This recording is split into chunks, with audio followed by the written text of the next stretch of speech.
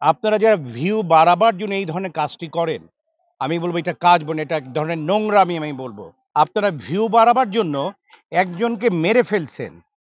এর চেয়ে নোংরা আর কোনো কিছু হতে পারে না।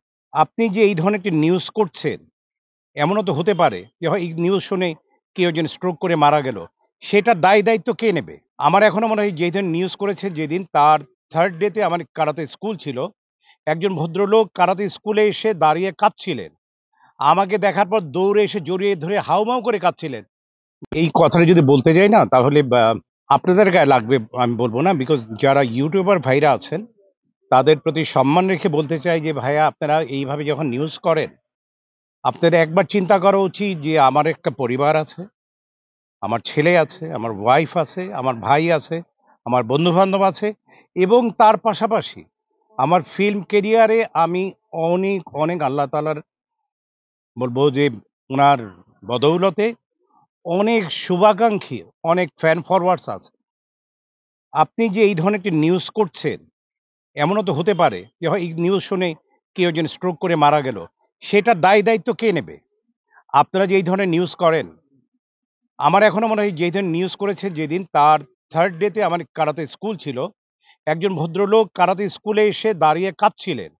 আমাকে দেখার পর দৌড়ে এসে জড়িয়ে ধরে হাউমাউ করে কাঁদছিলেন যে, "রুবেল ভাই আপনি এখনো জীবিত আছেন, আমি তো শুনছি আপনি নেই।"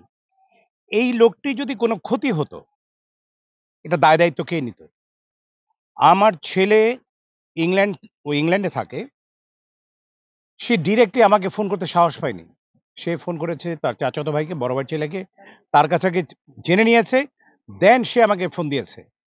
আমার ছেলে যদি কোনো একটি সমস্যা হতো, এটা দায়-দায়িত্ব কে নেবে? সো আমি আপনাদের কাছে সবিনয় নিবেদন এটা। যারা স্পেশালি আমি বলব ইউটিউবার ভাইদের আমি বলতে চাই, আপনারা যারা ভিউ বাড়াবার জন্য এই ধরনের কাজটি করেন, আমি বলব এটা কাজ বলে এটা এক ধরনের নোংরামি আমি বলব। আপনারা এই ধরনের নোংরামি থেকে আপনাদেরকে বিরত রাখবেন। এটা আমি আশা করব। বিকজ আমি বিশ্বাস করি, আমি আবারও বলতে চাই, বিইং এ মুসলিম আমার মৃত্যু হবে। সেটা আজকে এই মুহূর্তেও হতে পারে, দাঁড়িয়ে থাকতে, থাকতেই মারা যেতে পারি। বাসায় যাওয়ার পথেও মারা যেতে পারি। আমার মৃত্যু হবেই। That is must. কিন্তু আপনারা মাঝে, মাঝে আমাকে নিয়ে কয়দিন আগে আলমগীর ভাইকে নিয়ে, তারপর কিছুদিন আগে আরেকজনকে নিয়ে এবার মাঝে, মাঝে এই ধরনের আপনারা নিউজ করছেন। আমার মনে হয় তাদের প্রতি আমার প্রত্যাশা, তাদের প্রতি আমার বলব যে অনুরোধ থাকবে, আপনারা এই ধরনের নিউজ করা থেকে বিরত থাকেন। কেন এটা খুবই খারাপ। আপনারা ভিউ বাড়াবার জন্য একজনকে মেরে ফেলছেন। এর চেয়ে নোংরা আর কোনো কিছু হতে পারে না।